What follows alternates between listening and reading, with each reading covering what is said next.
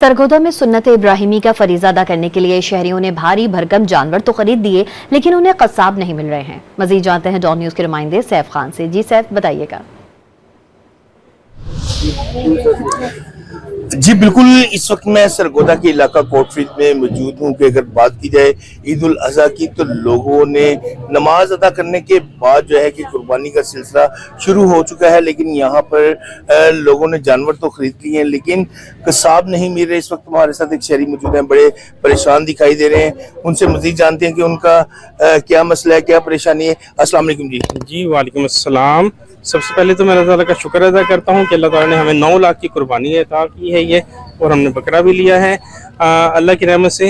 लेकिन हम कसाब के मामले में बहुत मुश्किलात का शिकार है। जो उनकी अमाउंट है, जो डिमांड करते हैं, वो 1 लाख, 1.5 लाख, 1.25 लाख, वो भी हम देने के तैयार हैं, लेकिन वो फिर भी हमें अवेल नहीं है। अभी भी हम इतना ताखीर का शिकार हैं, अभी भी उनके इंतजार में बैठे हुए हैं।